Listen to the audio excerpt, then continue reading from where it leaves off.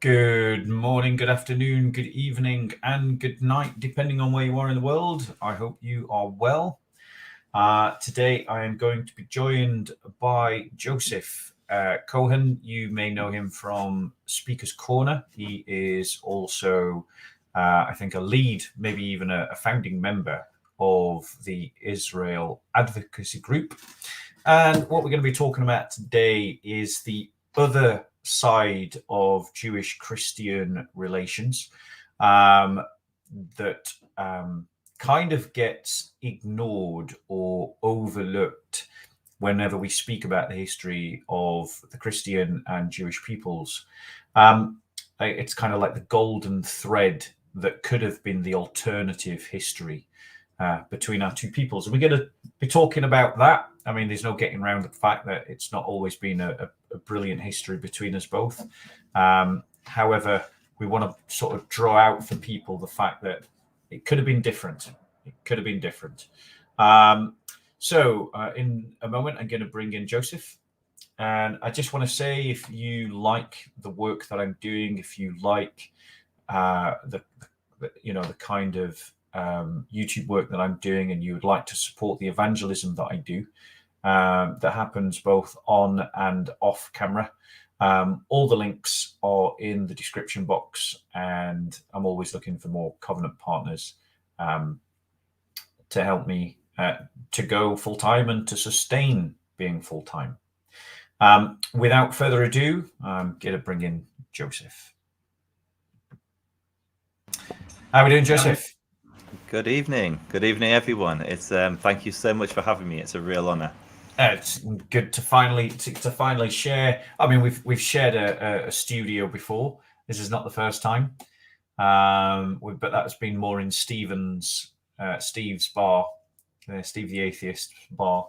And today, yeah, we're going to be talking about, like I say, that kind of alternative, slightly overlooked history between Jews and Christians. And then I'd like to talk a little bit about what I think Christians could learn from the Jewish people. And then if we've got some time at the end, we'll talk about those silly, pesky claims of the Dai that where they try to say that Muhammad's in this part of the Old Testament or that part of the Old Testament. So before we go further, we are in a unique position in that though you are a Jew and I am a Christian, and though we have very different religions and very different concepts of God, we share the same scriptures. And as a Christian, I'm completely okay with the Hebrew. And so I'm going to take advantage of that fact and invite you, as a Jew, to read one of the Psalms in Hebrew to us, which I will be taking as my prayer, and you will be doing whatever you're doing with it, which I guess will be your prayers as well. Yeah, no, thank you. So it is one of the benefits of sharing the same books. Although we may conceptualize God very differently, we can read the same text at the very least. So I'll begin. Mizmor, for those that don't do the Hebrew, this is Psalm 23. Mizmor LeDavid, Adonai roi lo echsa, bino deshe yabetzeni, al me menuchat yenachaleni. Nafshi yashavev yacheni v'magle tzedek le'aman shemo. Gam ki eleh b'gesel mavet lo ira rak yata imadi. Shiftecha min shantecha hema yenachamoni taroch lefanai shulchan neged zororai deshanta v'shemen roishi koisi revaya. Ach tov v'chesed yedefuni kol yemei chayai v'shafti bebet Adonai le'orech yamim. Amen. This is the word of the Lord. Thanks be to God. I think in the King James original, it kind of has some kind of beauty, you know. I don't know, like, yeah, I'm just joking, of course. Anyway, Joseph, like, let's. I mean, you know what we're here to talk about. How would you like to get the ball rolling? Okay, so I think maybe a good starting point is honesty. So whenever I speak to Muslims, they tell me how incredible it was to live as a Jew under the Caliphate. And whenever I speak to Muslims or many Jews on the left and even Jews on the right, they tell me how terrible it was to live under Christians. In reality, history is far more complex than it was good under one and bad under the other. It was good under one at times and bad under the same one at times, and good under the other at times and bad under the other. And maybe a good place to start is scripture. If you were to just read the New Testament and read the Quran and the accompanying hadith, Christianity is far more accepting and less hostile to the Jews. There are definitely verses in the New Testament that through the ages have been used to attack the Jewish community, but they pale into insignificance when compared to verses that you can find in the Quran. Now, the irony, the ironic twist of that is, I think it's a fair comment to say that while living under Muslims, we suffered less, or to a lesser extent, than when we lived under Christians, despite Christian scripture being far less hostile to the Jewish people. And maybe, maybe you're thinking, okay, what verses are you referring to? I mean, there's very obvious verses like the synagogue of Satan. There's in Matthew 27:25, where it says that where the Jews say to Jesus, or about Jesus, that the blood be on us and on our children, so on me, on the descendants of the Jewish people. And these verses throughout the ages, and verses like them, have been used to demonize and to attack the Jewish community. But for every Christian that has attacked the Jewish community, you'll find other Christians extending the hand of friendship or the hand of protection. And so just like there are Muslims that can read the Quran and see the Jews as their friends, there are Christians who read the New Testament and not just see Jews as their friends, but as their fellow travelers on the same path. And they look towards the Hebraic origins of their own faith, and they have incredible love for the Jewish people.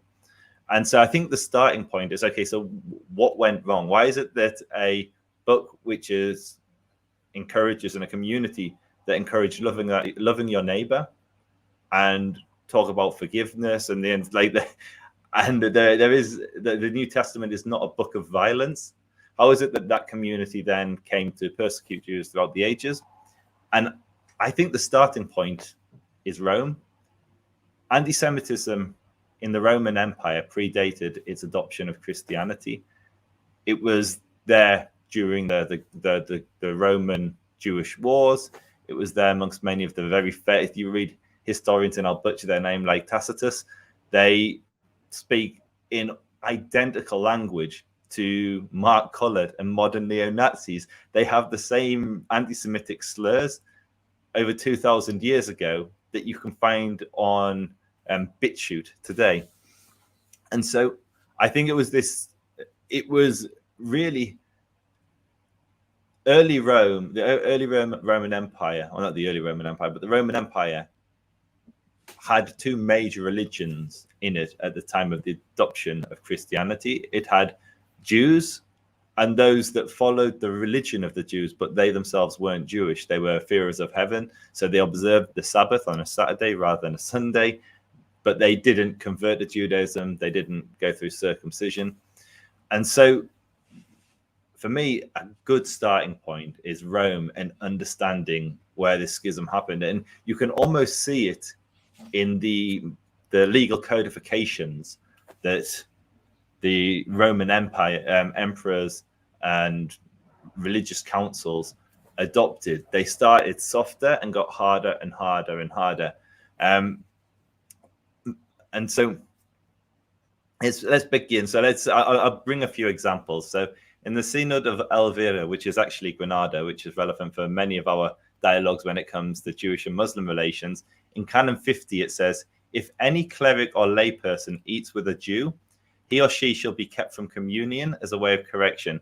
So this is an example of one of the first legal instruments that were used to divide to cause the division between the church, and let's call it the synagogue, the Jews and the Christians. And there were many others forbidding intermarriage and various other roles. But then if you go to the Codex of Theodosian, so that I think that will have been in the 4th century, we're now fast forwarding to the 5th century, what you find is a real tapestry of laws that were put in place to protect Jews and laws that were put in place to separate them.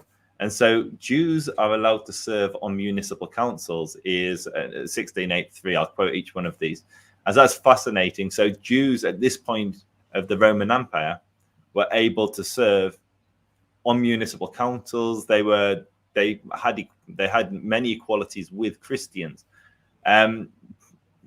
Priests and synagogue rulers are exempt from public service. The Jewish sect is protected by law. No regulation may be passed to ban Judaism, even in the name of Christianity. And a lot of this was very surprising when I was doing my research, because we hear from a Jewish perspective, all we hear of is the persecutions and the mass conversions and the conversion at the sword, where the Jews were threatened with death or Christianity, and many of them chose death. And many of those that chose Christianity, as we'll discover later, were then later killed because their Christian conversion wasn't considered to be truthful, sincere. But I think this is fascinating that in the 5th century, in the Theodosian Empire, in the Roman Empire, the religion was protected by law. The Jews were not, it was a beautiful one as well. Jews are not to be insulted. Governors are to be informed when such incidents occur. You never hear this. You never hear that there were literal laws that were put in place to protect Jews from insult. Jews and Samaritans are not allowed to serve in the imperials. And so then what happens is we start to see some of the laws getting more strict. So Jews and Samaritans are not allowed to serve in the army, in the imperial service, or in the civil service. Jews met, and this was a fascinating one to show that it wasn't just you had this mighty Roman army, and then these helpless Jews. So this law really fascinated me. Jews may not burn crosses at the Feast of Purim, and shall lose their rights if they disobey the law, but shall otherwise be allowed to practice their religion. I read that and I think, okay, it sounds like we had our own hat and tashes back in the day. Now, for those that don't know, during the festival of Purim, Jews traditionally we have like a Guy Fawkes, an effigy which is burned of one of the enemies of the Jewish people. But it sounds like there was either a belief, it may have been a mistaken belief by Christians, that Jews were burning crosses, or there were actually Jews burning crosses. I've never read this before, and I want to dig deeper into it. But the fact that it was a law shows that there was clearly some hostility and bad blood between the two communities by this point. Jewish synagogues and this is really interesting. So if anyone's familiar with the Pact of Omar, the Pact of Omar forbade Jews and Christians from building new synagogues and churches when living under the Caliphate. And so here's an interesting one. Jewish synagogues may not be taken by non-Jews, and Jewish observation of the Sabbath is to be protected. So that was one law. Then a few lines down in a new canon in 16825, Jewish synagogues may not be taken or burned indiscriminately. However, they may not build new synagogues, and existing ones may not be improved.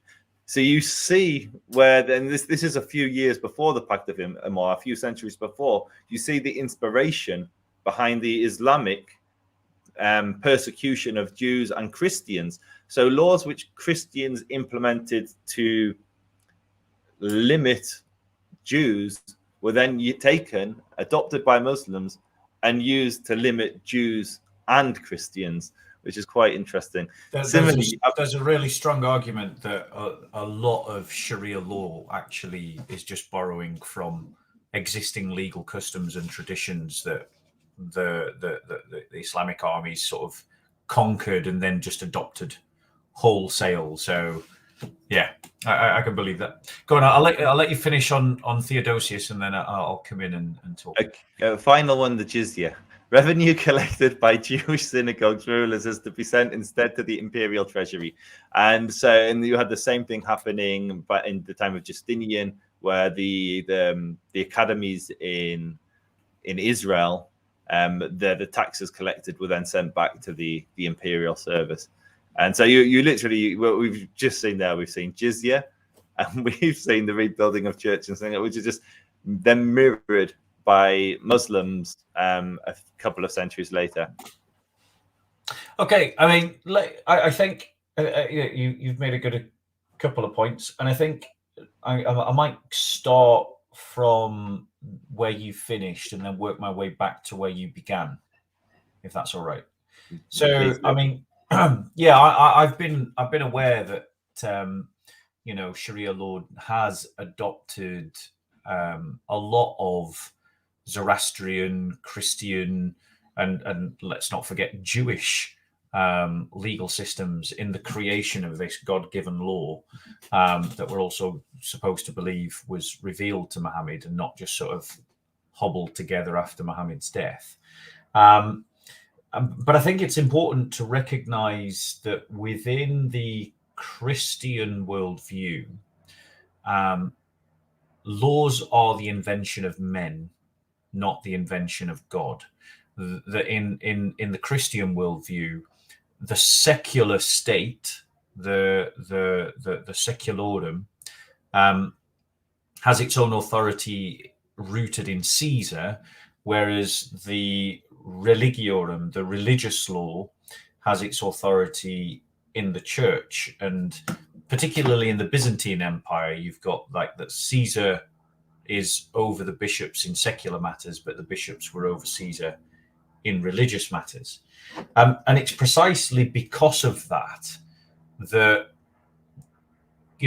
Christian relationships to the Jews is able to change and has changed from region to region, place to place, and over time. So that is certainly one observation. And I think coming back to where it all started to go wrong, because I think you're right. The only way we start putting it right is, being honest about where it went wrong. I think one of the reasons why the Christian movement ended up, as it were, being oppressive to the Jewish community was because, and I'm going to flip it on you a little bit, Joseph, and say that when the Jews kicked the earliest Christians out of the synagogue, it disconnected the Christian faith from its Jewish origins. And the more alien that became between these two communities, as well as the fact that, for a bunch of other reasons that I might touch on shortly, but that initial rejection and that early persecution of the Christian Jews, that Paul participated in before his conversion, sort of resulted in a loss of the connection between Christianity in the popular mind of its Jewish origins, but also, I think, left some kind of residual animosity from the earliest point, if you see what I'm saying. And I think that you're absolutely right. Anti-Semitism was a Roman attitude before it was a Christian attitude. Like, Christians in the first few centuries of the church's history had no political power. We were a persecuted minority along with the Jews who were also being persecuted. So anti-Semitism, and you look at under the anti-Semitic rules of Emperor Adrian, amongst others, and their attempts to annihilate the Jewish people, again, one of these partition points between the early church and the Jewish people was the destruction of the temple. And when Christianity converted the Roman Empire, there's always that interplay between what you were formerly, and it's just as true for individuals, what we are formerly and what we are striving to become. And I think in a culture, that's also true, that Christianity can rise to the top of a culture, but then it takes time for Christian teachings, and sometimes this waxes and wanes, for those Christian teachings to permeate out in different directions, legally, politically, culturally, in terms of customs and traditions and cultural aspects and so on. And yeah, and I think that, you know, as we're going to discuss this, we'll kind of see that a little bit. I just wanted to, let's see if I've got anything from the 4th century in my notes. Let's have a look. So, you know, Christianity was legalized in 313 AD. And Constantine in 315, he forbids Jews from making converts. And as an example of one of the separations between the Jewish and the Christian world was at the Council of Nicaea, when the Easter date was fixed on an annual basis, thus separating out the Jewish and the Christian calendars.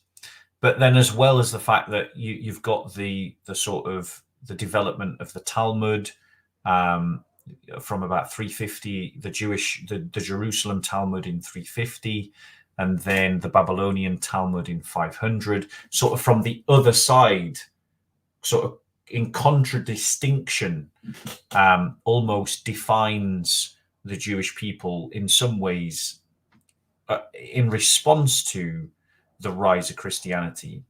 And then about 398, Augustine articulates the idea of witnessing, witnessing to the faith, which, you know, I mean, Christians were doing that for a long time before, but this is one of the clearest articulations of it as a sort of church Christian practice, and that obviously influences Christians in our desire to convert anyone who's not a Christian, including the Jews. But then what we've got is, and actually this is slightly outside of my period that we're talking about, because we're in the classical period at the moment. So I think you've got some of the good examples of this. Let's have a look. Yeah, I mean, the thing that really set off the Romans against the Jews was the Bar Kokhba rebellion in 132, 133. And as Christianity converted the Roman Empire, a lot of those anti-Semitic attitudes, I think, were carried in to the church. And then, you know, when do you get around to dealing and reflecting on these kinds of issues? I think it depends what else is going off in the world. In much the same way, there's areas of your own life that you never deal with until you get time to, because there's other things happening in your life, kind of thing. There's something, and I think let's talk a bit more. I'll hand it back to you. This is more thoughts and reflections than a debate. Yeah, no, I think I can relate to a lot of what you shared. I think one of the more interesting, and it's not going to turn into a debate, don't worry. One of the more interesting aspects is where you spoke about Jewish persecution of the early church, whereas I'm not so aware. I mean, when you look at Christian persecution, for instance, at the hands of the Roman Empire, was like phenomenal. Like just the persecution of the Christians. They were put to death. They were forced to be gladiators. Like they were overthrown to the lions, to use the cliche. There's nothing comparable going on in Christendom. In the Jewish world. There was rejection. There was a refusal to see Jesus as the Son of God or as a Messiah figure. But the hostility towards. I mean, one of the things that always I found really interesting, I've always found interesting in this line of thought is it was Romans that executed Jesus.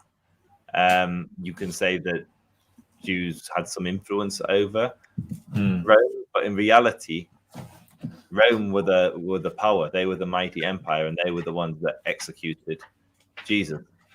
And it was then Rome that adopted the faith of the Christians. Yeah. And there was no reflection, there was no self-hatred. It was just, it's the Jews. And so I always found that quite interesting to go back to the early persecution. And so, yeah, I think we could dwell a lot on these. So I'll fast forward to one more codex, and then we can maybe step away from Byzantine, or certainly the codexes. And so one which I found an interesting law, but two laws I found interesting are, we order that upon the Sabbath day, so this is Saturday, and at other times when the Jews observe the ceremonies of their worship, so Passover, etc., no one shall either do anything to them, or under any circumstances compel them to appear in court, and they themselves shall not be given permission to sue Orthodox Christians upon those days, so that Christians may not suffer inconvenience from being summoned by officials upon the days aforesaid. What's really interesting with that law is that it's like modern inclusive diversity laws. Here you have the mighty Roman Empire saying, actually, on the Saturday, give the Jews a rest. They're in synagogue. Let them worship the way they worship. Let them follow their laws. And if they have a grievance with a Christian, they can take it up on the Monday, the Tuesday, the Wednesday, Thursday, Friday. Similarly, if the Christian has a grievance, they should do the same. Then another law, which I also speaks to where we are: no Jew who is innocent shall be oppressed, nor shall any person of any creed cause him to be exposed to insult. And so this is in the 6th century now. This is the Justinian Codex, of Justinian I. Yeah. Nor shall their synagogues or habitations be burnt, nor shall they be maliciously injured without reason, and it goes on and on.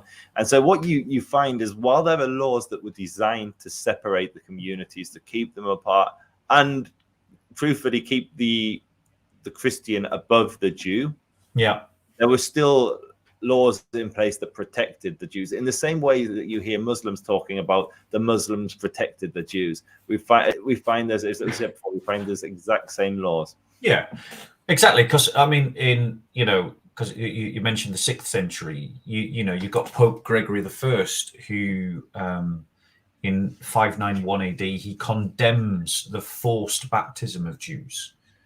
And around the year 600, you've got the Edictum Theodorici, which loosened restrictions on Germanic Jews. So you've got this constant waxing and waning going on. And then in 602, Pope Gregory I uses his papal authority to protect the Jews' their right to celebrate their own religious festivals. And then in 794, Charlemagne allows the Jews money lending rights that were actually forbidden to Christians. Though, to be fair, he did then sort of later restrict those capitulary for the Jews a bit later. He kind of later restricted them. But I think what kind of emerges is this. It emerges very quickly in Jewish Christian history is this kind of, it's antagonistic, but it's kind of like two cousins that don't like one another, but sort of recognize they're in the same family unit. Because if you think about how Christians, and their relationships with pagans, pagans continued right up into the 6th century within the Christian Roman world. But where are those ancient Roman religions today? They've all been converted. And so there was something there was something different in our treatment towards the Jewish people that allowed for large populations of Jewish people to continue to exist in the Roman Empire long past the 4th century, when Christianity's control over the empire was dominant and total. There was something different in how we related to Jews. Go on, you were saying. No, sorry, I thought you'd finished, so apologies for that. I didn't mean to interrupt. So I think that's actually a very interesting segue into what we'll be talking about later, in relation to what we can learn from each other as a community, or as communities. And so I think Jewish survival wasn't necessarily a consequence of Christian benevolence. I think there were two parts to it. One was self-interest, and you touched on it, which was why Jews were often allowed back in. The majority of times that Jews that were expelled, not all times, there are definitely exceptions to this rule, but the majority of times Jews were expelled was so that their wealth could be seized. Yes. And when they were allowed back, it's so that they could generate wealth for the kings that had, the rulers that had let them return. Also, so yes. Jews were allowed to loan at interest. And so there's an example in the UK. There's a very famous massacre in York. One of the greatest Talmudists was living at York at the time, a rabbi called Rabbi Yom Tov. And the local Christian population turned on the Jewish community, and the Jewish community escaped to, I've forgotten the name of the tower in York, but there was a castle, a tower in York, and they sought refuge there. And the local Christians surrounded them and threatened them with death or conversion. And so Rabbi Yom Tov told the community to choose to be martyrs, to die Kiddush Hashem, to die to sanctify the name of God. And so they turned their swords on each other and committed suicide as the fires raged around the tower. And why did this happen? It's because it was basically the whole hostility towards the Jewish community was encouraged by local barons who had loans with the Jewish financiers, and they wanted to get rid of their loans. And so they turned the local population and whipped up an anti-Semitic mob, and they killed the Jews. And I think that's absolutely crucial to this whole discussion around that actually a lot of, and that was my own sort of conclusion of the research as well, is that a lot of the anti-Semitic pogroms and the anti-Semitic violence was actually charged by groups who had economic reasons for whipping up the frenzy. In other words, what I'm saying is, it wasn't like the local priest or bishop, and there are obviously, sadly, examples of priests and bishops who did that as well, but actually the reality is that it wasn't like, the vast majority of the violence against the Jewish people was not because some bishop decided to preach an anti-Semitic sermon on a Sunday, and then on a Sunday afternoon there was an anti-Semitic riot. It was usually the case that you've got some baron or some king who's in debt to Jewish financiers and understands, or decides that he's in debt to someone else and he needs some way to get some cash, that he decides to pick on the Jews and he decides to go after the Jews. So it's actually, a lot of the anti-Semitism in the medieval world was actually driven by economic, not religious motifs. And a lot of the sort of rhetoric would often be, the whipping up of some kind of frenzy, would be something like a blood libel. You've sacrificed a Christian child, or, you've desecrated a host, or, you've burnt the cross, which, that's a bit further back, or some, there would be some kind of other excuse that would be thrown up to whip up a popular frenzy against the Jewish people. But it wasn't, on the whole, the case that this was arising out of the fact that on a Sunday sermon, or the bishop or a priest was whipping the congregation up for religious reasons.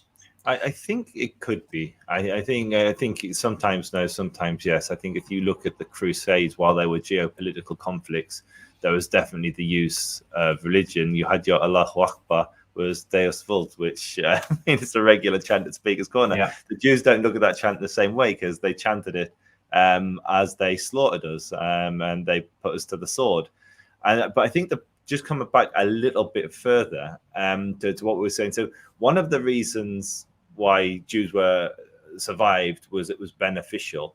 But the other reason is actually one which is massively overlooked by people. And it's actually for us, for me, it's one of the proofs that there is a God. With the amount of persecution that the Jewish people have faced, we shouldn't be here. Holocaust, inquisitions, crusades, massacres in the Muslim world, the modern like realities that Jews face in the Middle East. We should not be here, yet we are.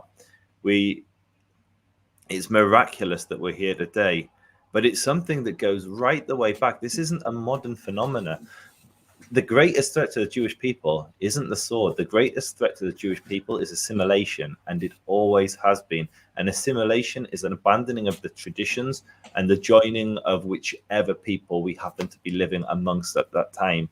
And so if you look at following the collapse of, or the expulsion of the Jews from Jerusalem, what we find was that there are a mixed people living throughout Israel, Phoenicians, Greeks, all manner of people. And it's been the case prior to this period as well.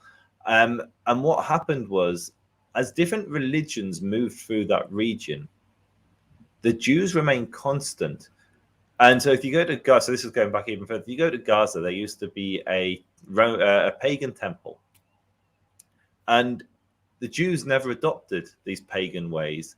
And those pagans were then the ones that converted to Christianity. And most of the early Christians, I'm talking not the immediate time of Jesus, but those that came after and those in Byzantine, etc., that adopted Christianity, they didn't come from the Jewish community. The Jewish community was resilient. We stuck to our traditions.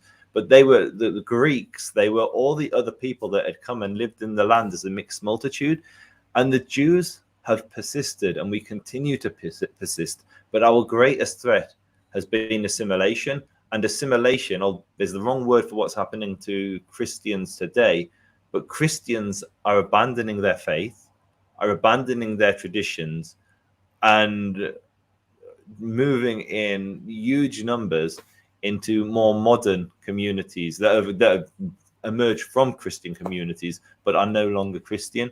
And so, I think the reasons Jews survived is we're resilient. All of the laws that, many of them man-made, that were enacted by the sages of Babylon, many of the laws that we follow were instituted to safeguard us while we lived outside of Israel, while we lacked a state, and we lived amongst others as a minority. We had laws of foods, drinks we can eat, how we can socialize, where we can live, which all forced us to remain a community. I have to live in a Jewish community because I need a kosher butcher. I need religious baths. I need Jewish education. I need a Jewish cemetery. I need to be walking distance from the synagogue. All of these laws preserved the Jews as a community when we lived amongst others. I just want to before I do want to move on to. I don't think maybe we did the history bit justice, but we are pressed for time. And so I want to move on to what Christians can learn from Jews. But just before I get on to that, I just want to talk about the synagogue of Satan passage that's in Revelations chapter 2, verse 9. I don't know, Joseph, have you ever read Revelations? Yes, a long time ago. I read the Quran far more than I read the New Testament. So I just want to, while I'm just doing, in fact, let me just pull it up. I want to just see when this guy lived. He's a church father that comments on this exact passage. The reason, I'll explain why in a second, why I want to know. Btbsoco. going. Okay, so he's a 6th century Latin church father. So kind of within the a bit of the time frame that we touched on. And this is his comments on Revelations chapter 2, verse 9. And I'll just read verses 9 to 11. So, I know your affliction and poverty, but you are rich. I know the slander of those who say that they are Jews and are not, but are of the synagogue of Satan. So that's kind of like a 1st century witness to the fact that the early Christian Jews were being persecuted by non-Messianic Jews. What you are about to suffer, Luke, the devil is about to throw some of you into prison to test you, and you will experience affliction for 10 days. Be faithful to the point of death, and I will give you the crown of life. Let anyone who has ears to hear listen to what the Spirit says to the churches. The one who conquers will never be harmed by the second death. And, you know, like if you read the New Testament, the biggest opposition to the first church, the Messianic church, were the Jews, who often used Roman law, against those Christians. So it was in that context that Revelations was being written. But 6 centuries later, a church father, Btbsoco, writes this: Christ praises the works of his church, for through many tribulations she contends for the kingdom. He indicates expressly the grace of poverty, because the church despises very much the things of the present time, so that she might acquire future things. But you are rich. You are rich in faith and are filled with an abundance of blessings, and you are slandered by those who say that they are Jews and are not, but are a synagogue of Satan. For the church often sustains much insults from those who claim that they confess God, but do not truly confess him. Rather, their congregation is bound to the devil as their source. For that reason, he exhorts his church not to fear those who kill the body, but afterward have nothing else which they can do. So this is in the 6th century. By this point, the Jewish community is no threat to the Christians, but he's encouraging the Christians to exalt martyrdom in the face of those who can destroy the body, because he explicitly states, kill the body, but afterward have nothing which they can do.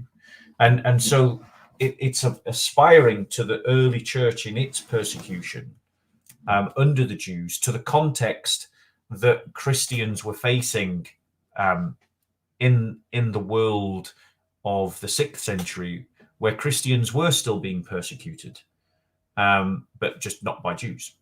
And it goes without saying, and I would be amiss not to say this, and you already know this, Joseph, that I believe that the way, the truth, and the life is in Jesus Christ, the one I believe is the Messiah.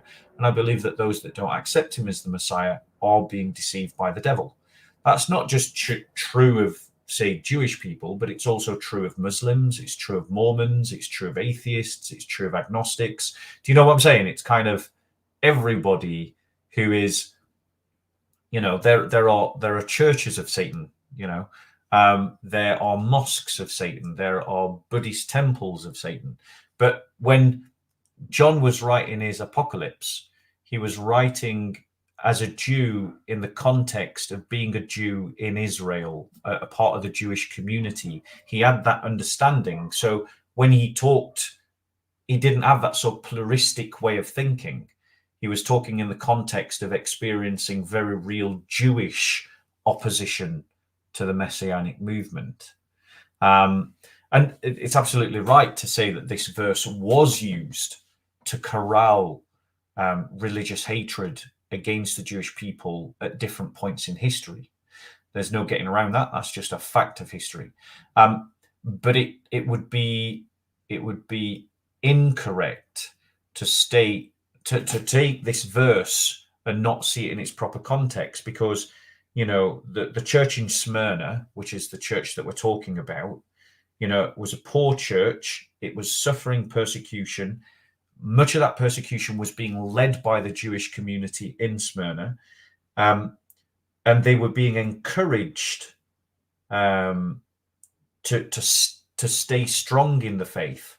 And so that kind of narrative was given to them by the Holy Spirit to encourage them, which is, those that oppose you are actually opposing God. They are on the side of Satan. But that doesn't necessarily translate to saying or justify later use of that scripture to rile against Jewish people just for being Jewish. It didn't do it then, and it doesn't do it today. The point that's being made, and it's not quite sure who we're talking about here, because it could be the God-fearers that are being spoken of in this sense, i.e. the hangers-on to the Jewish community, because it seems to imply that the Jews that are being referred to aren't real Jews. So that could be a reference to the God-fearers, possibly, or a reference to the fact that by not accepting the Messiah, the Jews have lost something of what it is to be Jewish. So that, I think, is the context of that verse. So obviously we're not going to see eye to eye on this. No, of course not. No, absolutely. Jesus. Yeah. But what I would say, and I would add to it, is if you are a Jew that has rejected the traditions of your community, or the majority of your community, for something new, obviously they believe they were on the right side of history. The Jewish community obviously did not see that, and we rejected Jesus as the Messiah. The way you will speak about your own community or those that you emerge from is going to be deeply personal. It's not because you're speaking about your family, your neighbor, and so I do completely understand that. I think that's a fair comment. The other thing I'd add, and I touched on it at the beginning, as problematic as that verse is, it's not saying strike the neck of the synagogue of Satan. Yeah. It's not saying it's not saying that the rocks and the trees will cry out, "Oh Muslim, here is a Jew, come and kill him." It's not. It's not like what we see in the hadiths. But also that is the weird twist for me, though, because the Christianity is clearly, like, if as you rightly say, the laws that govern the nation are secular law. I mean, obviously it intertwined with religion, deeply religious at the value level. But they're set by the state. They're not set from the New Testament. The New Testament may influence the philosophy of the nation, but they're man-made laws. But that said, if you look at the scripture of the Christians, it's far less hostile. And that's one of the perplexing parts of this story for me, is how could the community which had the scripture, which is clearly less aggressive and more about forgiveness and love — I'm not saying that Islam can't be about those things, but it's less so. Christianity doesn't have the whole warrior expansionist laws that Islam does. Islam came later, and it is a very different worldview. But Islam, well, the Ummah, the Muslims, were less harsh. I mean, they still had their periods. Yeah, still a dhimmi. Yeah, but they didn't put Jews to the same level of violence. And so I'll give you a couple of examples from later in history. So I always like reading. So when Muslims tell me everything was great under the Caliphate, I like to read what were the Jews saying at that time. And I like to do the same with Christianity. So when people tell me that Christians were just slaughtering us, well, what were the Jews saying? And there were many, many, many prayers and poems and chronicles and letters written documenting the horrors that we were subject to. But here's just one example which I thought was really interesting. There was the Bishop of Speyer. I've never heard of him before doing my research. Rudiger Hausmann. He created real opportunities for the Jewish people. I'm going to read what he said. But what's interesting is what the Jews said, because I don't trust the Christians to accurately portray how the Christians were good to the Jews. I trust the Jews. If someone's been persecuted, I want to hear their story, not what that's exactly the same argument that I use. Like, say, you don't believe what I'm saying, go speak to the Christians in Egypt, go speak to the Christians in Pakistan, go speak to the Christians in Assyria. Don't believe the Muslim propaganda, but go and speak to the actual Christians in the Middle East and North Africa and Asia. So this is a little lengthy, not too lengthy, but we'll start with what the Jews said. The Jews said about him, and it's nice and short, he pitied us as a man pitied his son. So here was a downtrodden people, and this is how the bishop responded, his reaction to this downtrodden people. When I made the villa of Speyer into a town, I thought I would increase the honor I was bestowing on the place if I brought in the Jews. Imagine that. Bestowed honor upon the place by bringing in this downtrodden people.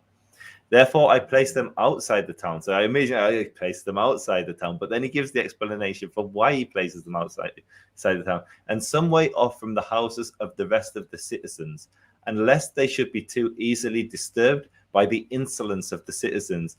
So Jews were often housed outside the city walls, often for anti-Semitic reasons, but here we have an example of where it was actually to protect them from the mobs who could otherwise inflict harm.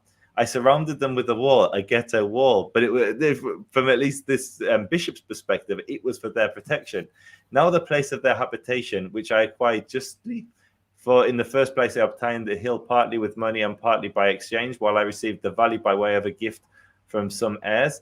That place, I say, I transferred to them on the condition that they pay the annually £3.50 of money of Speyer for the use of the brethren. I have granted also to them within the district where they dwell, and from that district outside the town for as far as the harbour, and within the harbour itself, full power to change gold and silver and to buy and sell what they please. And I have also given them license to do this throughout the state.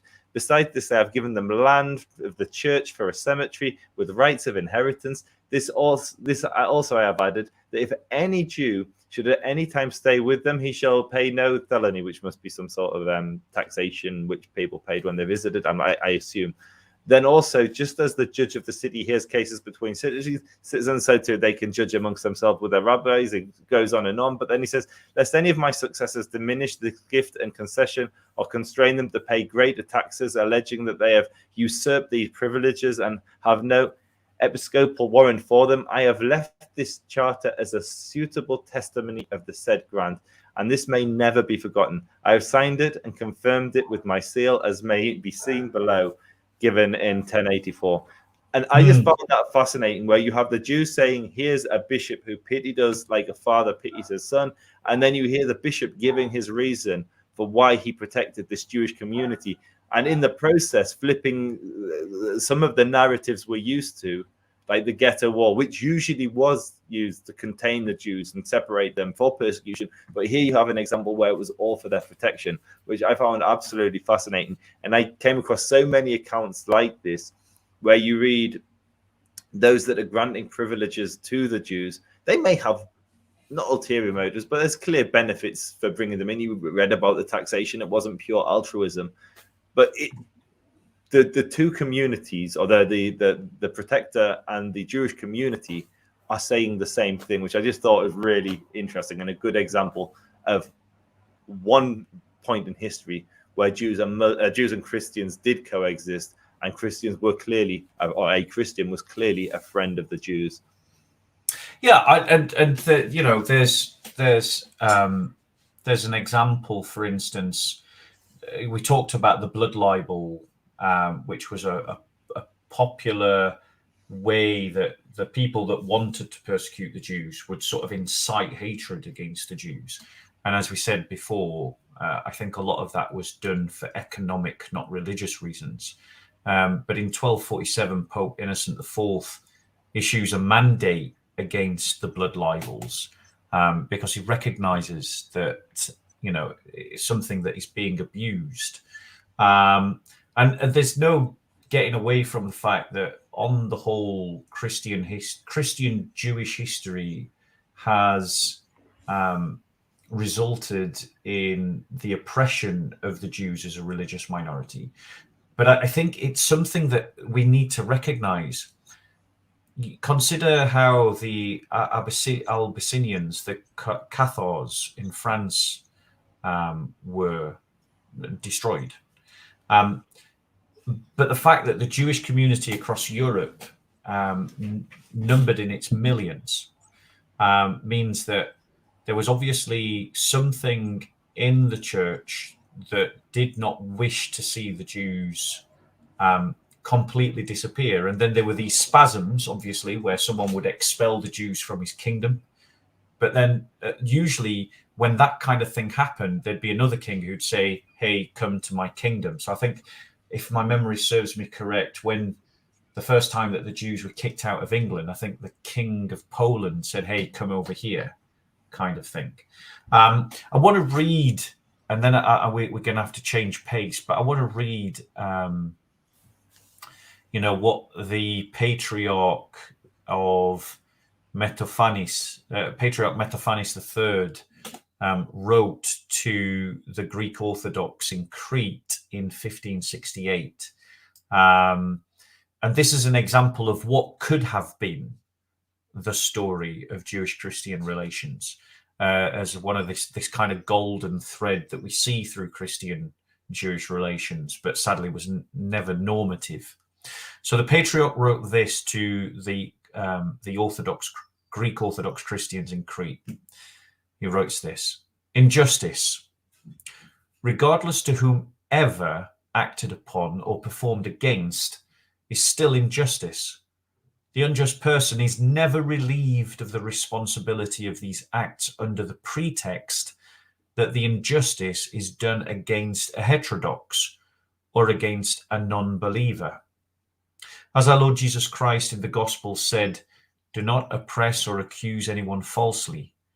Do not make any distinction or give room to the believers to endure those of another belief. So you've got these examples dotted throughout Christian history of Christians sort of reaching that New Testament sort of line, that kind of less aggressive, more compassionate understanding. And I think that, and again, a sort of trying to draw a line on this part of the conversation so we can move on to the next, that is the thread of history that Christians need to be tracing out and thinking upon in a very distinct way. And I don't want this conversation or this discussion to be confused with questions around Israel. At no point have I said Israel. I'm talking about Jewish-Christian relations which predate Israel, and whatever happens to Israel, whether it lives or not, will go on into the future. And so this isn't a question about, I've invited you on, you're a Zionist, I know you're a Zionist, you know that I'm not a Zionist, you know that I'm not a Christian Zionist. This is the kind of golden thread of history that I think should inform our relationships, even if politically we may have disagreements. And maybe the question of Israel is for another time rather than this time. Do you want to come back on that before we move on? Yeah, very, very quickly. So look, I mean, Christians believe that not everybody is perfect. So I can accept, Bob, that you are not a Zionist. None of us are perfect, but there's Nice try, mate. Nice try. No, this isn't about Israel, although from a modern Jewish perspective, I think a lot of, and I'm not saying with you, a lot of hostility to Israel is hostility to the Jews as a collective. Historically, anti-Semitism was targeted at the Jew as an individual. Contemporary anti-Semitism is often the Jews as a collective, and Jews as a collective is Zionism. It's the modern state of Israel. I just noticed one question in the chat, and I'll just very quickly respond to that. which was someone asking people. There's a lot of talk of in the chat about Judaism being exclusive, and someone asking, can Jews convert to Judaism? Anyone convert to Judaism, where we are not an exclusive faith. A lot of the conversation will revolve around how we as a community have preserved ourselves, but anyone can join the faith, and most of the laws that look like they are there to set us apart are actually there to protect us while we are living as a minority amongst a greater majority, which is... And that's exactly what the Old Testament law was about. It was about preserving the Jewish identity. That's one of the reasons why, as a Christian, I believe that in the new covenant, that law is superseded, as in it kind of dissolves in the new covenant, precisely because the point of that law was to preserve a Jewish identity of a particular bloodline, a particular people. But then the new covenant comes along, and what we believe is the promises that were given to Israel are then through the Messiah given to the world.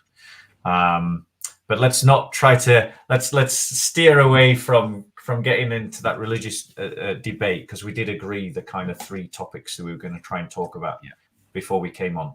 So I want to talk a little bit now about what Christians can learn from the Jewish people about how to look after your own and preserve your own identity, because you touched on it a little bit earlier, and I completely agree, is that a lot of Christians are almost dissolved into the world around them.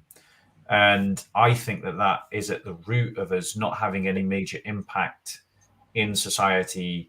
And it's also one of the reasons why we're so ineffective as a group, because we don't look after ourselves. We're very good at setting up charities to help, for instance, the poor of everyone around a fellowship, and then neglect the poor within the fellowship, looking after other people's elderly, but then not looking after our own elderly, worrying about other people's persecution, but not worrying about our own persecution. And I think that there's this historical reasons for that, but I think we need to sort of correct that balance. And I think that we could learn stuff from the Jewish people. So tell us a little bit about how the Jewish people look after themselves. So I think one of the most preserving that identity that you mentioned. So I think one of the most important aspects of preserving any community is knowing who you are. And so Jews as a collective, and so many laws in Judaism revolve around the retaining that sense of community, that collective spirit. In order to have a strong sense of identity, the Jewish people, at the very least, have a shared origin, a shared past, but also we have a shared destiny. So we are on a journey that our ancestors started and our grandchildren will finish. And when you are part, so for myself, I actually came back to the faith. My parents were secular Jewish communists. For me, what sparked my interest was the Nazis tried to destroy my people. The Nazis failed to destroy my people, yet my family had forgotten what it was to be a Jew. I come from a line of rabbis and then a line of communists, but they'd forgotten. My father can't tell the difference, or couldn't tell the difference, between a progressive modern Reformed Jew and a side-curl, bearded, Stamford Hill Hasidic Jew. And here you are, right in the middle. And so the first part to successfully looking after your brethren, your brothers and sisters, because I'm a progressive, is the first part is knowing who you are. And I think that's one of the things that many Christians today have lost. They're confused. There's so much. The world has moved so rapidly that it's left many people confused and searching for an identity, and they've abandoned their Christian identity and their Christian past. How important? I mean, I totally get that, and this is something that I often talk about: is this idea of contending, that Christians need to contend for history, that they need to remember history, they need to identify with the history of the church, some of which that we've touched on, and engage with that. How important would you say is the sense of history to the sense of identity? Hugely.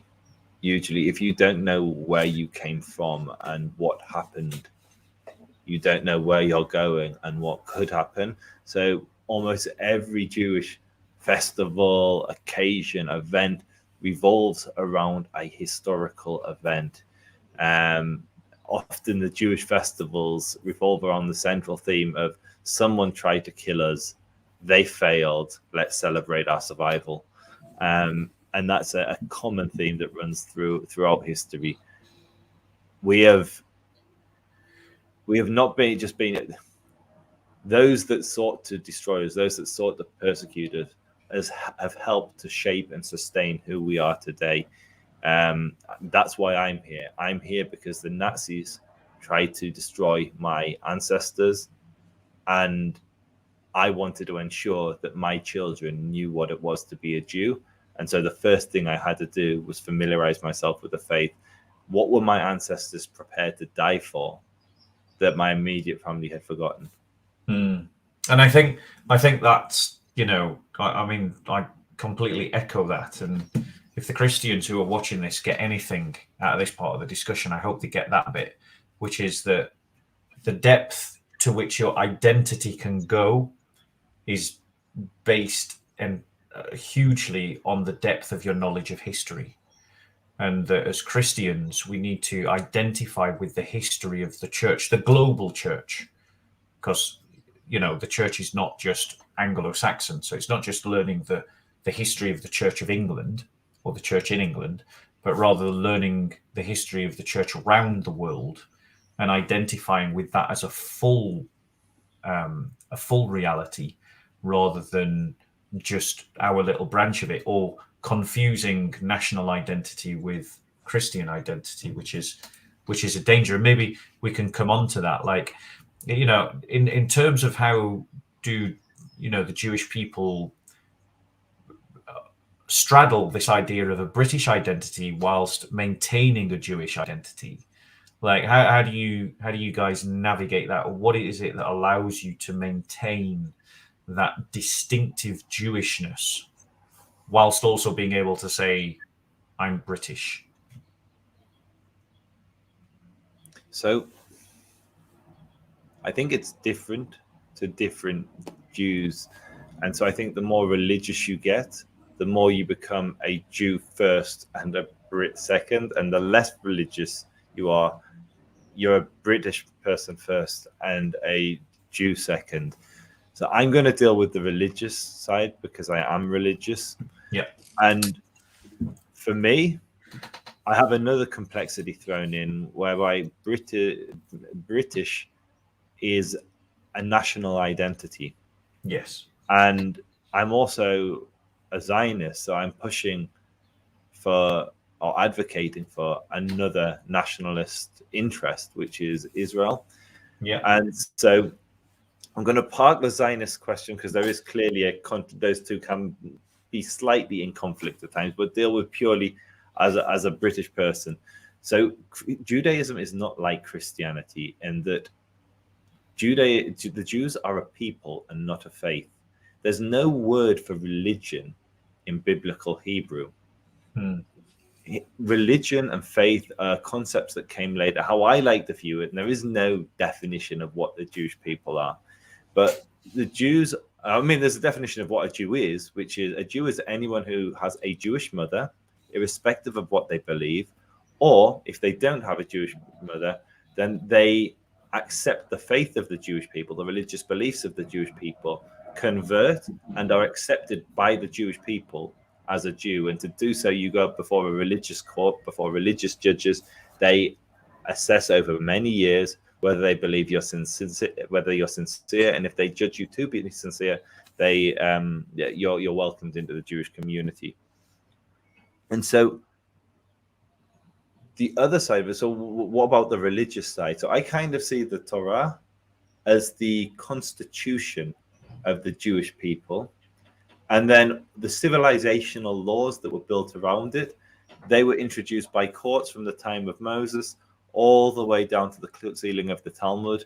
And most of those laws are contained within the Talmud, along with the commentary that brought those laws into existence. And so we're not a religion. And so the first thing to understand is we're a people. And so I see myself as a member of the Jewish people, Am Yisrael, the people of Israel, who is living at the grace of the British people, the British nation, as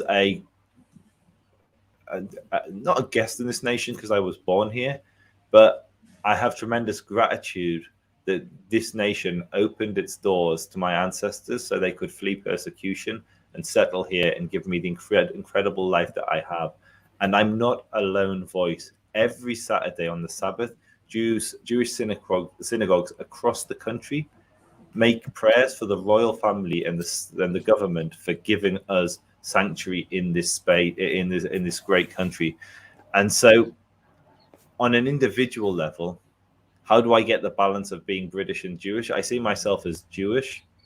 I'm a Jewish person first, and my ancestors were welcomed into this country and given sanctuary, and I have tremendous gratitude for that. And I've been shaped by this country. I'm a modern, progressive, Western male because I was born here. But as far as identity goes, for me, I'm a Jew first. And I think that is part of the weakness of Christian identity in the West, is that lots of Christians would hold up their national identity as almost an equal to their religious identity. You see that a lot in American churches. It's like, I'm a Christian and I'm American. You see that a lot in England. You've got Christians who identify almost as much with the state identity as they do with the religious identity. And you're quite right to point out that the term religion, is a modern term. The way that we use the term religion is in a post-Enlightenment way. It had a specific meaning in a Christian world that had nothing to do with the idea of a complete set of a complete world view. It was only ever in the old Christian world. It was only ever one aspect of a worldview, of the Christian worldview. So it was like the proper devotion, liger, the idea of binding people through a certain set of rituals to a common devotion to God. And so that was only one aspect of our identity as Christians. And we've really kind of lost that because, whereas you've got the ethnic component as about what it is to be a Jew, we've obviously only got the conversion bit. But the idea is when you convert, we're converting to a new identity in Christ. That this identity is in Christ, and therefore we have put off our former selves to become a holy nation, a royal priesthood, a people set apart, as it says in the epistles. A set apart is something that lots of Christians have long since forgotten how to do. But if you want to know what it looks like from a Christian perspective, go and look at the Amish, go and look at the Bruderhof, go and look at the Mennonites, go and look at the monastic orders. It's still there, but the vast majority of us have kind of forgotten what it means to be a people apart from the world around us. And I was just wondering, maybe you could touch upon, because it came across very clearly to you that you've got this distinct identity from the nation. How does a Jew, do you express that distinction, that difference? How do you express that difference from the world around you?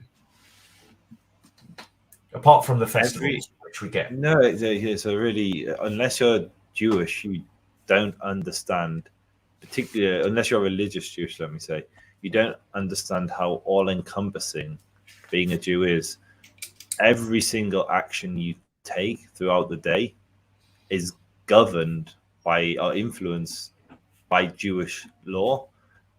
The place you live, the food you eat, what you say before you eat, the clothes you wear, how you wake up, everything, the first things that come out of your mouth when you awake and the last things that you utter before you go to sleep, everything that you do is dedicated to, or you try to dedicate to Shema, to Hashem, to God. You are very, very focused on this as a Jew. And so it's almost like, what am I doing that isn't Jewish? Like it's very hard for me to.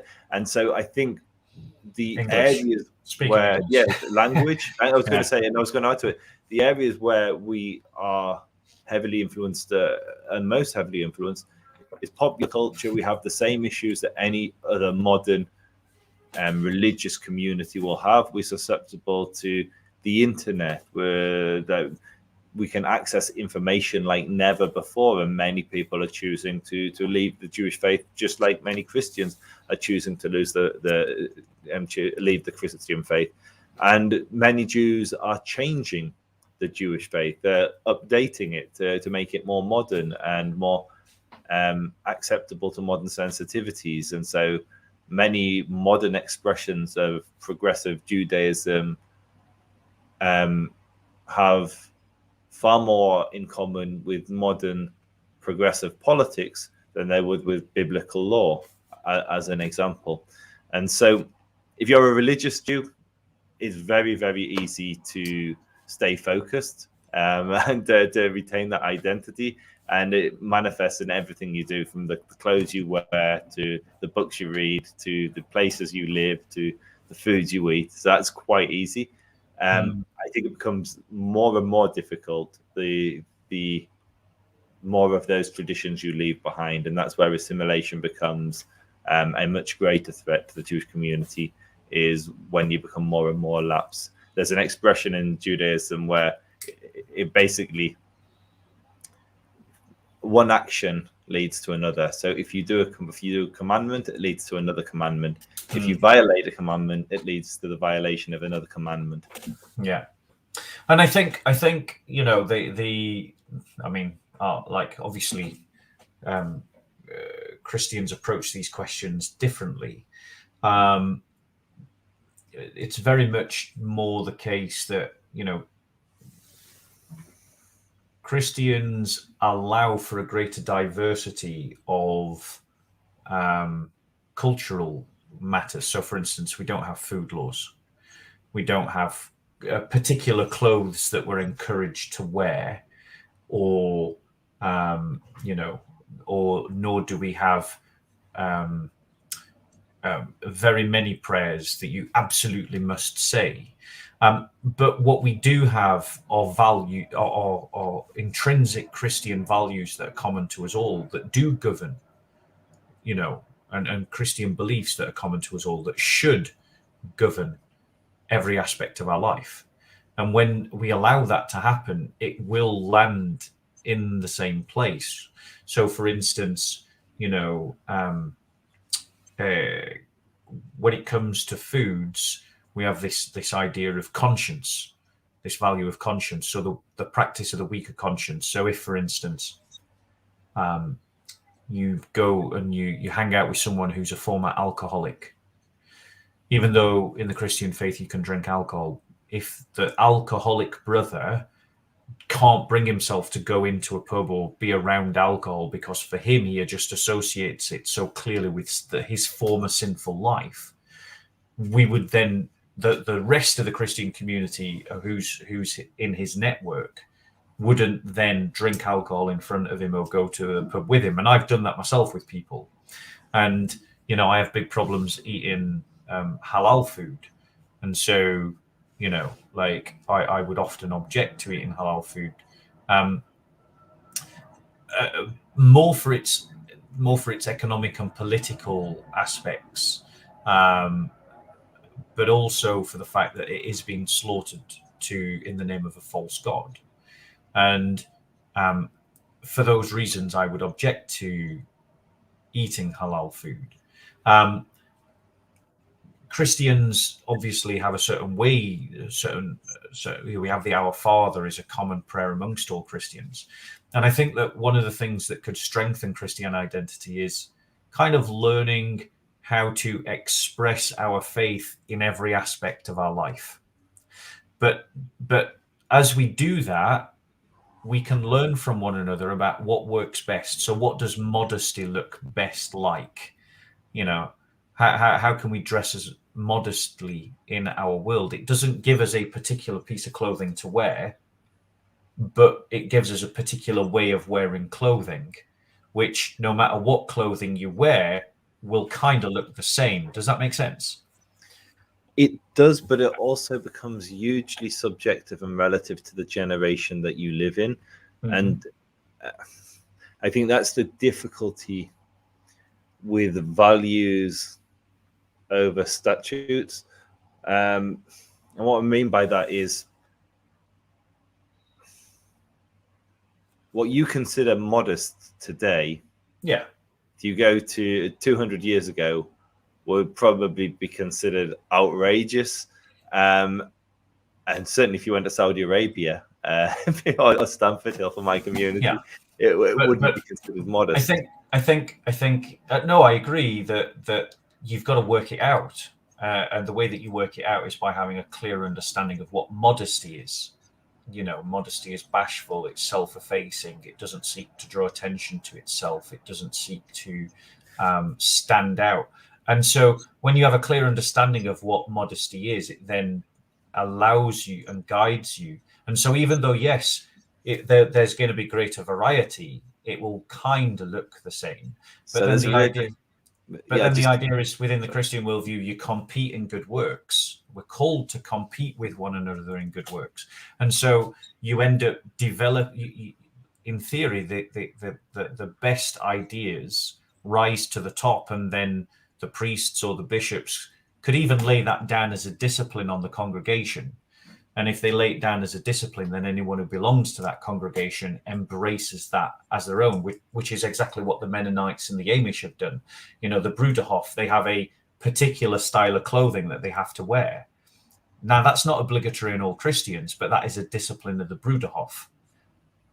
And I think it makes perfect sense, and also highlights a problem that Jews have and the problem that you've just described. So I think how you describe modesty is a very fitting description, particularly where you said it's not about drawing attention to yourself. Now, I'm going to deal with my community because I prefer to speak bad about my community than other communities, or at least make us the subject. If you are an Orthodox Jewish woman, you are commanded, the Jewish law, I'm not going to say commanded, Jewish law stipulates that you should wear, so most Jewish women today, if they're married, they'll cover their hair. They'll wear skirts, and the skirts will be, depending on the community, a certain length, but usually long. And so it poses a challenge for a woman that goes to the beach. So if the woman goes to the beach, if she dresses as her religion commands her, so you get like these swimming costumes, which are like dresses, but also swimming costumes. And it's just, you drawing attention to yourself. Similarly, if you're wearing a burqa at the beach, or if you're a Jewish woman and you have your hair covered in a community where they don't cover your hair, that's actually drawing attention to yourself, and the opposite of what modest is supposed to be, which is why I think laws can be sometimes important, because they remain constant through time, and they don't bend to the whims of the nation that you're living and the standards of the nation you're living amongst. But yeah, what you're describing, I think values are truly, it should not just be about law. There needs to be something underpinning that law. It's not ritual and rules for the sake of rituals and rules. They're there for a reason. And in the Jewish community's case, they're usually there either to help you focus on the Creator, where you came from, and to then preserve you as a community, as a distinct community. I mean, my final comment on modesty is and then I want to sort of press into more about what we're talking about, is that there's absolutely no way you could argue that a bikini is anything that sexual clothing cannot by definition be modest. Any clothing that is designed to sexualize, by definition, by objective reality, cannot therefore be modest. And so a clear value system, when you understand the value that you're seeking to uphold, does rule out, in a very clear ruling sense, certain kinds of behavior, certain kinds of clothing. And so there can never be a modest argument for the miniskirt or a modest argument for the bikini or the thong. Do you know what I'm saying? It's kind of what about display. But I don't want to get caught into that, because what I want to talk about, because I know it's an interesting conversation, but maybe it's an interesting conversation for another time. Is more about how the Jewish faith, because we've touched on how one of the things that allows the Jewish community to maintain its identity is that every aspect of their life is touched by their faith. And so, I'm encouraging Christians, let your faith touch every aspect of your life, and let's see what comes out of that. Let's see what emerges out of that, because I actually think it'll look more similar than you think. But it's connected to history. It's not that you just think to yourself in the present, how does my faith touch my life? It's how has history informed how your faith touches your life. And I think those two things have to sit together. So it's not like the Christian today should think, right, how do I get my faith to touch every aspect of my life, and just ignore history. He should allow history to inform the decision-making process, which then influences questions like, what does modesty look like? Well, let's look back through Christian history and allow Christian generations of the past to inform us what history looks like. Sorry, what modesty looks like. In terms of things like festivals and celebrating sort of Jewish identity, how important are those aspects to maintaining a Jewish identity? Hugely important. One of the things that really surprised me, so obviously I grew up in a non-religious household, as I mentioned, and so I went to your bog standard British Church of England school. Growing up, I was able to sit out of the prayers and stuff, but I still went to the standard school that most people were subject to. I grew up amongst white working class Brits in a pit village up north, and what really surprised me was when I decided to go back to the faith of my ancestors, return to the faith of my ancestors. When I joined or moved to London to live amongst my people, to live amongst the Jewish community, I was blown away at the sense of community and how everything revolved around family, community, and the faith. So I'll give you a few examples. I'm a stranger to everyone. No one in London knows me. My first few weeks in the big city, I come from a small village. I go to synagogue on the Sabbath, and loads of the congregants just come up and start inviting me for Sabbath meals, a Friday night dinner, a Saturday dinner. And I'm suddenly exposed to a world where I know now, as a Jew today, I can go anywhere in the world, go to synagogue, and it's highly likely that someone will ask me if I've got somewhere to eat, and if I haven't, I'll invite me back to their house. And so the first thing is community. Everything revolves around the community. But then when you move beyond community, it's family. And all the Jewish festivals revolve around instilling the traditions in the children. They're very child focused. And it's not like the Christian festivals of Easter and Christmas, where you get a few chocolate eggs in the what I'm talking about in the modern West, a few chocolate eggs or a green tree with loads of presents underneath it. A Jewish festival is following the same traditions that we've been doing for at least 2,000 years, and sometimes much older. And the focus of the festivals and the Jewish home are all about how we were delivered from persecution, from bondage in Egypt, how we became a nation, how we established.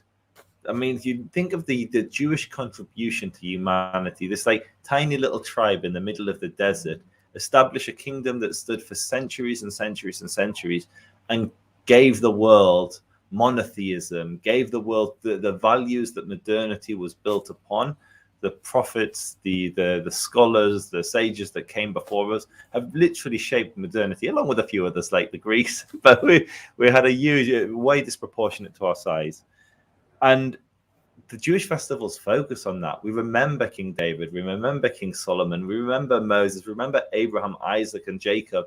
And they all focus on this. We pray and remember these incredible events, the times we were saved, the time we became a nation. But not only that, we also pray to return and rebuild Jerusalem. 3 times a day, a Jew prays to return and rebuild. We pray for the coming of the Messiah and the rebuilding of our temple. The festivals focus on where we came from, how we were delivered from persecution, how we were liberated, how we achieved liberty, and who liberated us, the Creator. And all of Jewish life, like our houses have little scrolls on the sides of our doorposts to remind us that we were delivered and redeemed from Egypt by the Creator. And so the festivals are hugely important. And why we have them is hugely important. So yeah, I hope that answers the question. No, it really does, and I think it's something that a lot of Christians have forgotten in the West, which is that actually the reason why Christians, like, the most devout of us, the most devout will go to church once a day. But the vast majority of Christians will go to church once a week. But the reason for that is that Christianity is meant to be lived in the home. It's meant to be done at home. It's meant to be done by families. That's the whole assumption of the Christian church. It says in the book of Acts that they went from household to household, breaking bread and having fellowship. And it says that him and his entire household were baptized. So family is the very bedrock of where the Christian faith is meant to be lived, and it's meant to be done 7 days a week. And then it's about community. And by community, what I don't mean is what we've turned it into in the West, which is like, the 30-minute coffee after the church service, and then everybody goes home. That's not community. Community is, what you've described, where there's this affinity, affection, solidarity, and openness and hospitality to one another, because you recognize that we share something in common. We share common values, common beliefs, common traditions, common customs. And that's something that we as Christians have got to rediscover, because the thing that has stripped this away, I think, and the Jews have done a much better job of riding this out than much of the church, is that the Enlightenment tried to reset history and tried to reset the structures of society. And the way that it part of the way that it did that is through creating cultural amnesia, so that Christians have no sense of their own history as Christians in Europe. The Enlightenment tried to reorganize society based upon reason, the nation state, the idea of the civic citizen with their rights and responsibilities. And to do that, they had to try and forget the past and forget the traditions and the customs of the past. And there's lots of people who don't really, like, this is a common Christian complaint. People don't know what Christmas is about. People don't celebrate Christmas for what it's about. And that's something that I think as Christians, we can learn, that each of our celebrations, because the church has got all the kind of festivals you could possibly imagine. Like, we got loads of festivals, and many of them are commemorating martyrs. There's a festival celebrating the Battle of Lepanto, and the victory over the Muslim fleet that saved, that paused, as it were, the Turkish push into the Mediterranean Sea, and that's celebrated as part of the Christian calendar, and we've lost the ability to celebrate our Christian identity in its fullness. And again, I think, it's a great way that you phrased it: family, community, and faith. And by community, what I don't mean is just anyone in your local area, but I'm talking about the Christian community. And I think that, it's a great way to phrase it. And I think that we Christians have got a lot to learn, and remembrance is a big part of that. And that is something biblical. Christ said, when you eat this bread and you drink this wine, do it in remembrance of me. The book of Acts is a history book, so we've got these elements in our faith. It's about rediscovering how we apply it. I've got two more things I'd like to talk about before you go, and we've only got like 25 minutes to do it in. The first one is about security, and the second one is about economics. How does the Jewish community go about improving? And because the Jewish community has a lot of enemies, there's no doubt about it, and there's also no doubt about it that the state isn't always there to protect you when you think it should be. And I think the Jewish people know that, and sometimes the state's the one that's persecuting you. So the Jews have had a lot of experience about how do you look after your own security internationally, nationally, locally, individually. Like, what kind of things do Jews do at those different levels to protect themselves? So I think history is the right place to turn to answer this question. So I'm a Zionist, and the reason I'm a Zionist is because I believe that Jewish survival depends on my people being able to defend ourselves and not depending on others to come to our rescue.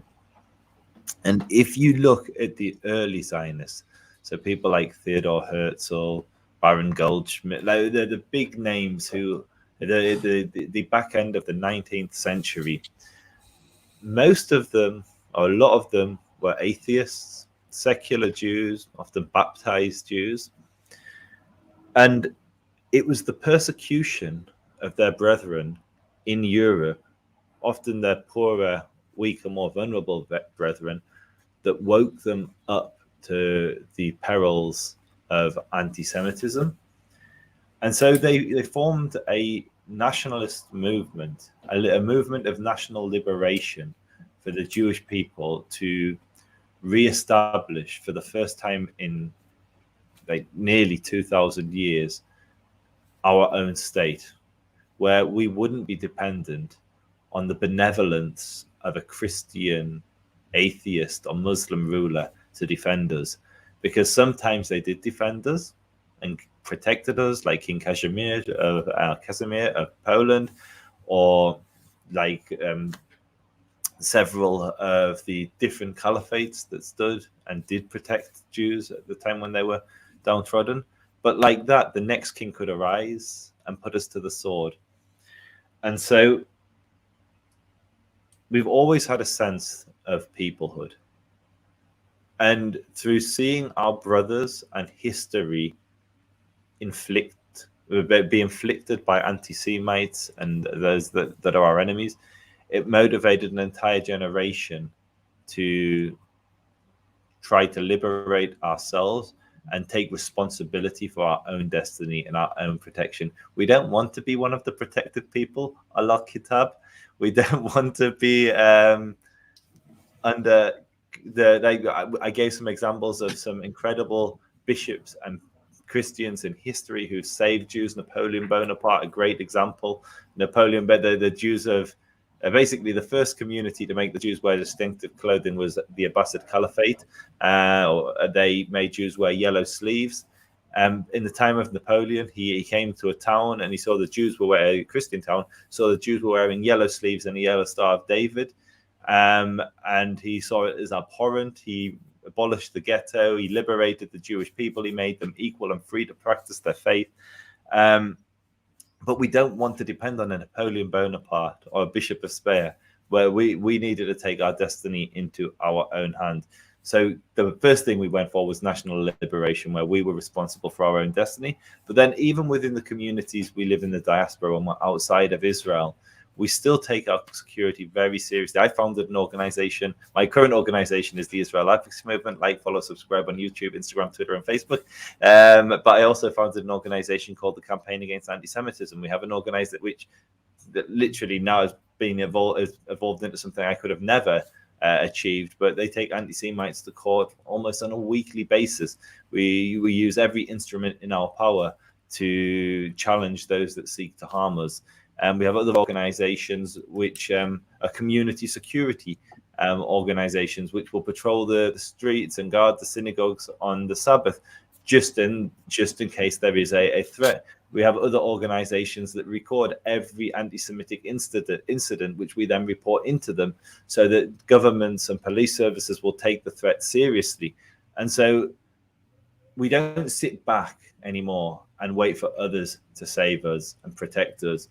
Whether we're living in Israel or outside of Israel, we take responsibility for our own protection.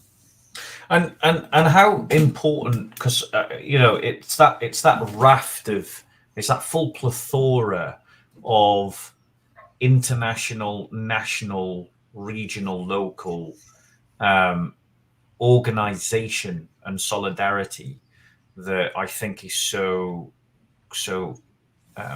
a lesson for the Christian church, but particularly say at the local level, at the regional level. How important is it to all of that kind of organization that Jews live close to one another? I know that one of the reasons why Jews live close to one another is because you've got to be able to walk towards the synagogue, and that obviously affects Jews, But how important does living so close to one another? How important is that in allowing you to organize effectively?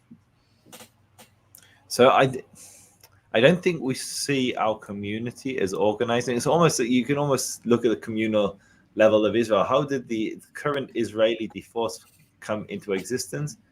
It was civilians coming together to protect farmers and protect the community, but they didn't it wasn't conscious organizing. It was, there is a very real threat. We're all living together. We need to do something about this to protect ourselves and ensure that we don't get killed.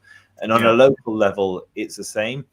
We don't live together so that we can organize. We live together because we're brothers and sisters, and we want to be near each other. We want to be with our families. Family is hugely important, and extended family is equally important. Yeah. And so there are practical reasons to live together, but we also want to live together. No, I believe that. I'm not. That wasn't my point. My question was how much does the fact that you live together allow that kind of organization and solidarity? Yes, I'm sure it's much easier to work together towards a common cause if you live in close proximity of each other. So yeah, I'd say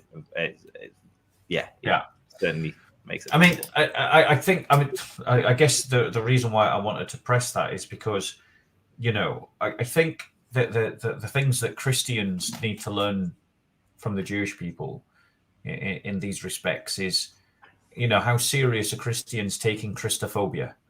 Christophobia is on the rise in the West. We've got churches being burnt down in Canada. We've got churches being vandalized across France, including some of them being burnt down.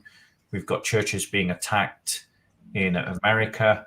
We have attempts at complete and utter genocide of Christians in the Middle East, in Syria, regular anti-Christian pogroms in Egypt, anti-Christian attacks in Pakistan, anti-Christian attacks in India, legal discrimination in countries like Malaysia and Indonesia against Christians, an attempt to wipe out Christians in parts of northern Nigeria. And they seem, so many Christians have virtually no response to this at all. And I think it's because we don't take it seriously. So go on. So I posted a video a few weeks ago of a speaker's corner left-wing guy who goes there regularly, just raging. I wasn't going to name him. Raging on Christians. And so I thought, I've shared the video. I want Christians to watch it. I'm going to find some hashtags for persecuted Christians, like Christophobia. I'll find there's no traffic on any of them. Like you compared to any other hashtag which is to do with the persecution of another people, there's nothing there. Yeah. And then, okay, what are the big organizations? And I struggled to find. I found one called Open Doors, but like the footprint of these organizations was tiny, and so Christians are one of the most numerous people on the planet. There are more of you than any other faith. Yet there's no awareness of the plight of your brothers and sisters that are being persecuted. And even if you come to a local level, I can rage on Christianity and people will just laugh at my jokes, agree with me. I do that to any other faith, including my own. You are likely to receive a more hostile reaction from the public. Yeah. And from the public, I'm speaking largely Christians or people from a Christian background. Yeah. And so it's hardly surprising that these communities don't take the persecution of their brothers and sisters around the world when Christianity as a religion is looked upon as a point of embarrassment that many people want to move away from in the West. I'm not talking obviously about your audience and you, but the people that ridicule and mock the traditions of your ancestors and the faith that you practice. Yeah, and it's a muggled bag about how we came to this point, and part of the reason for this line of inquiry is trying to point a way out of the mess we're in. And we are in a mess. We've got some bishops who are more vocal on Islamophobia than they are on the genocide against Christians, their own brothers and sisters in the Islamic world. And I think that, you look at the Assyrian Christians, or you look at the Coptic Church, or the Christians in Pakistan, they've been forced to adopt many sort of things that we see Jews do in the West, like living close to one another, supporting one another, and particularly this kind of brings me on to the next point, like, because those Christian communities do well at some reasonable levels of economic solidarity, like the corner markets of the economy, and they help one another. When I was at the just last week, I was at the museum, the Jewish Museum in Manchester. Have you ever been in the old Sephardic? I've never been. You should go and visit. It's really interesting. I found particularly interesting the fact that it had stained glass windows with images on, and I thought, "Ooh, that's really interesting." Anyway, but that's a different topic. So, like, one of the things that I noted from reading all the presentations in this Jewish museum is that the Jews that were here when other Jews came to the country, Jewish migrants came to the country, usually on their way trying to get to the USA. That was the golden line. It was like, go to Manchester, get on the train up to Liverpool, I think it was, and then get on the boat to the US. But in the medium term, while they were saving up the money, is that Jews helped Jews enter into the economy, and they helped create a pyramid, a trickle-down effect in terms of supporting one another economically and get settled into the country. And I was just wondering what kind of sort of structures, and in the same way that Coptic Christians have kind of had to corner aspects of the Egyptian economy and support one another, what kind of, and whether it's still practiced in terms of what kind of solidarity economically do Jews practice amongst one another? So, and by the way, I know that some people use this in anti-Semitic tropes. I want to be clear. I don't see it as a bad thing that you look after your own people. So I think one thing to stress here is Jews are commanded to give 10 to 20% of their money to charity. And the way that charity works is you begin with your immediate family, then your extended family, and then the nation where you're living in. And so if you look at any of the biggest philanthropists in America or the UK, you'll see a hugely disproportionate amount of Jews. So the first thing I want to really stress is when it comes to helping other people, the Jews may have, I believe, a disproportionate representation in helping others. Let me frame it recently. I think the Jews give to Gentile causes way more than Gentile causes give to Jews. To put it in its most black and white. And I don't want to dispute that. Honestly, like I say, this is not in any way, and I want to be clear, this is not in any way trying to give any kind of sop to that anti-Semitic trope. That's not the point of the question. I wanted to start with that because I also believe honesty is a core Jewish value, and I think there's nothing wrong with also wanting to help your fellow family out. And so if you are a Jewish person that's arrived on the shores of a country, if you go to the Jewish community, they will certainly do their utmost to help you, to provide a roof over your head, to give you a fishing rod so you can eat, so to speak. They will try to teach you a trade, and that's always been the case. It's not to say that Jews don't have those that are abandoned and helpless, but like any other community, there will be people that slip through the net.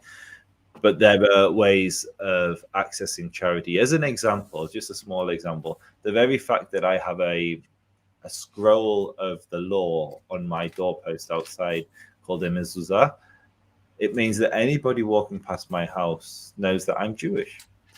And so you will get Jewish people who are impoverished that are looking for charity.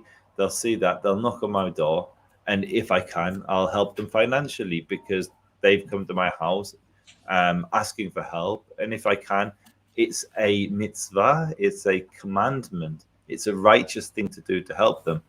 Now, other people won't know to knock on that door. Well, now they do. I've given away the secret. But if someone else came to my door, which you get, I think in the West they call them chuggers, which I think charity muggers is a horrible expression. But you get people that go from door to door collecting for charities, collecting for individuals, and anyone that knocked on my door will get the same treatment as a Jew. But that same person isn't going to go to my synagogue. They're not going to. So I am more likely to help Jews than I am to help non-Jews, just by the nature I will come in contact with more of those people and more of those charities on an individual level. That's not to say that when it comes to, I think the charities I give pretty much evenly to Jewish and non-Jewish on a personal level, but each person is their own. But I think it's a fair statement to say that when Jews arrived on the shores of America, Newcastle, it was their fellow brethren who recognized their plight and tried to help them. I think the other side to that is that we were strangers in the lands that were often hostile to us as well. And so I was listening to, I've been watching the stock market. The stock market's going crazy at the moment. Like tech stocks are way down. This isn't financial advice. I'm not going to give you my thoughts on it. But I've been listening to Warren Buffett a lot. And one of the things that fascinated me with his story was he's clearly a genius. And he tried to get a job at a particular hedge fund in America. And at the time, most hedge funds banned Jews from working there. So this hedge fund had a rule of only allowing Jews in. And they turned down, it was Warren Buffett's teacher, and he turned Warren Buffett down the first time, the second time, and eventually Warren Buffett was allowed to join the first firm, and he was the first non-Jew to ever join it. And it wasn't because it was just they only wanted to work with Jews. It was set up to help Jews because Jews couldn't work anywhere else because they were persecuted against. Yeah, and I think it's something that Christians need to recognize is that, you know, the scriptures say to do, whilst we yet have time, do good to all men, but especially those in the house of faith. You know, and it's not for nothing that the phrase is charity begins at home. And Christ says that those of us who keep his commandments are a family. Who are my brothers and sisters? Who is my mother? Who is my mother, my brothers and my sisters? Those that keep the commandments of God. And so within the Christian church, I don't think we should be shy or bashful about having preference economically to show solidarity to our own, and creating the kind of structures, especially as in the West, the world is becoming increasingly more hostile to Christians. Christians are losing their jobs. There's countless examples because the progressive left are demonstrating their schizophrenia by demonstrating their tolerance through being intolerant. And, it's kind of like in that kind of world that is increasing, as well as the economic prejudice and discrimination, say, that Christians in Pakistan face on a regular basis, or Christians in Egypt face on a regular basis, amongst many other examples that I could come up with. Christians need to create the economic structures to support and build up the Christian community. And we shouldn't be shy about that. And I want to point out that something that Joseph said that was very key to that is, because he lives in a Jewish area surrounded by other Jews, he encounters lots of Jewish charities. And I think that the Benedict option, that's practiced by the Amish, that's practiced by the Bruderhof, that's practiced by the Jewish community, that's practiced by the Muslim community, and seeing how effective it works for those communities is a lesson to the rest of the Christian world. It really is. Joseph, we're fast running out of time. Is there any sort of final words or observations or comments that you want to make before we go on and finish? Oh, has he frozen? You froze and you're on mute. There we go. Start again. We heard nothing of what you said. I was just basically with 2 words: support Israel. No, it's we agreed we weren't going to. We were. I'm going to counter that, but I'll let you finish your point. Go on. No. What I'd like the main reason I came on your channel today, Bob. One, I like you. I think you're a decent person. I enjoy listening to you at Speaker's Corner. But I think Christians have a hard time of it. It's fashionable to hate on Christians. And I think there are things that the Christian community has done in the past, which there is no justification for. There's no explaining away horrendous acts of inhumanity. And they often overshadow just the average everyday existence of Christians and Jews today, or Christians and Jews at other points of time. And so I recognize today there's probably no community that has the Jewish people's interests at heart more than other than ourselves, than the Christian community. And I think it's important to celebrate the positive aspects of our shared past and not just focus exclusively on the negatives. With the Muslim community, Jews and non-Jews are very quick to do that and focus on the golden age of Islam and all the positives, but forget we don't extend that same courtesy to the Christians, and I think we should. And that's why I came here. So continue loving your Jewish brethren, and it's been an absolute honor to be here.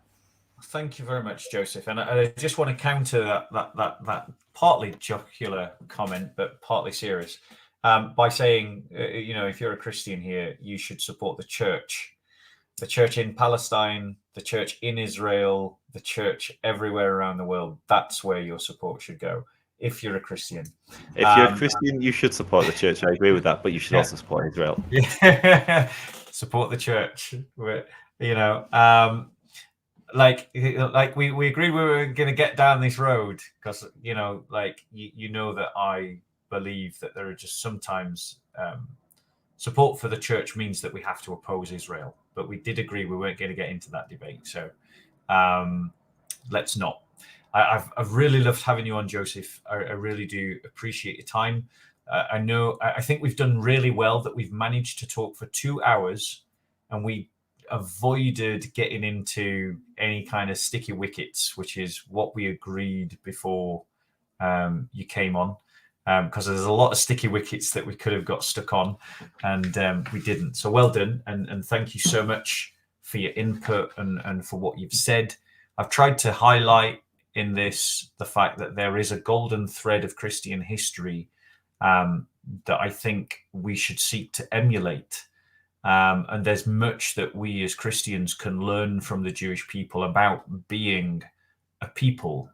And I want to echo the point that we, in post World War II, Christians and Jews are in a high point of their relationships for the most part.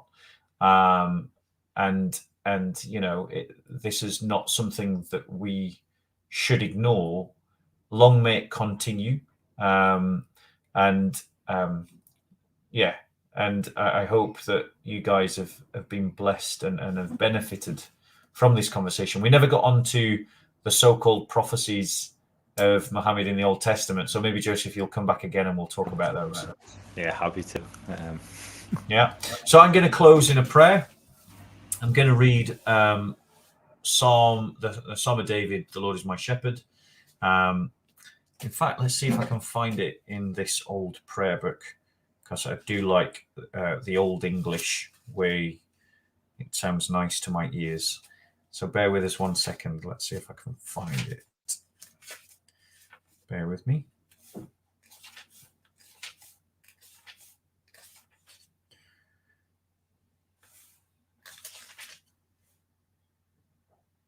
Okay. So before they came up with psalm numbers, they used to give each of the psalms a title in Latin. And the Latin title for the psalm is Dominus Regit Me. So there you go. The Lord is my shepherd, therefore can I lack nothing. He shall feed me in green pastures and lead me forth beside the waters of comfort. He shall convert my soul and bring me forth in the paths of righteousness for his name's sake. Yea, though I walk through the valley of the shadow of death, I will fear no evil, for thou art with me. Thy rod and thy staff, they comfort me. Thou shalt preparest a table before me against them that trouble me. Thou hast anointed my head with oil, and my cup shall be full. But thy loving kindness and mercy shall follow me all the days of my life, and I will dwell in the house of the Lord forever. This is the word of the Lord. Thanks be to God. Thank you very much, Joseph. God bless you. It's been a pleasure. Thank you for having me. Take care. Okay. I'll end the live stream.